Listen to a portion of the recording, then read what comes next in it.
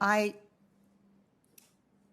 we visited, I had never read anything you'd written.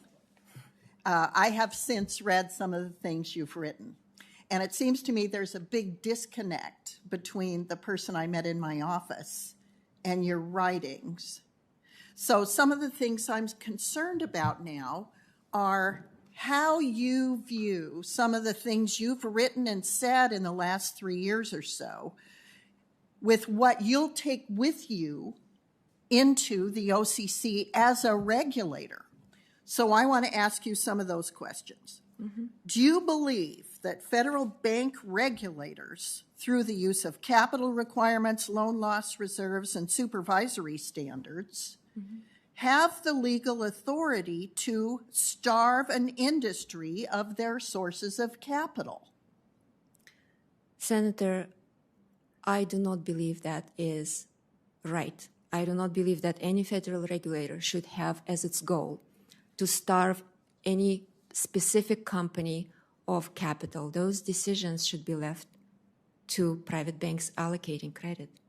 Will you pledge today not to repeat Operation Choke Point and politicize the banking industry by targeting socially suboptimal companies?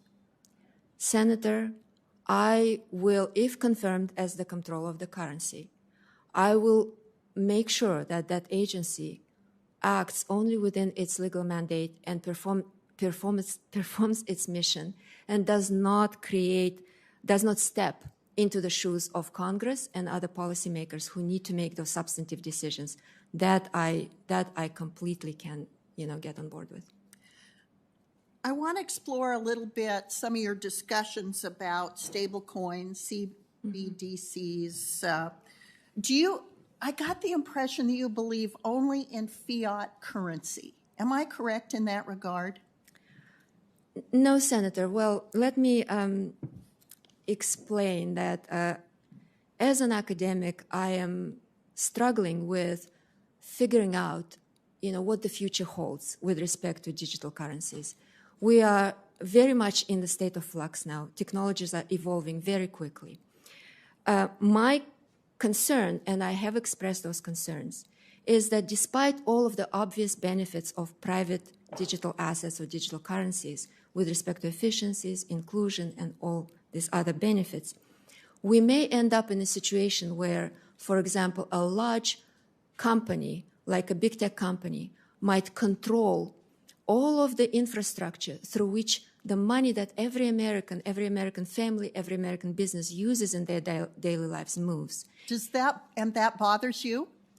That worries me. Why?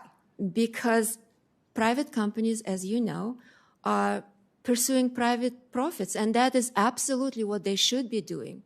And sometimes the pursuit of private profit may cut into our public interest in, for example, allowing everybody equal access, safe access to money. How do you think that you as a regulator can make the judgments calls that people don't have adequate access to capital when countries like El Salvador have recognized Bitcoin as legal tender specifically to grant people more access to capital?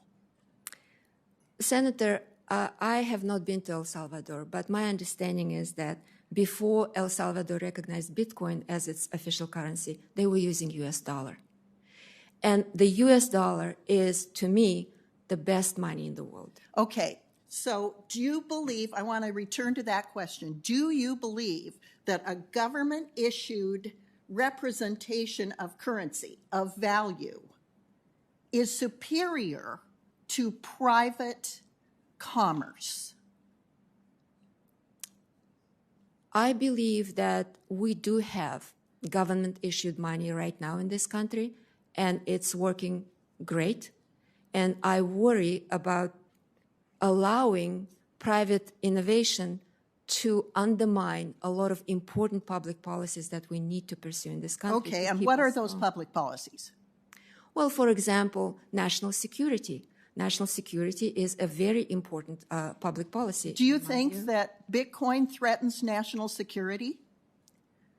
I'm not an expert on Bitcoin, but I would worry if all of our financial transactions were up to some blockchain system where, various actors who might actually be located in other countries, not particularly friendly to us, control the functioning of that system. That would be my worry, yes. You did respond to the gentleman from Rhode Island about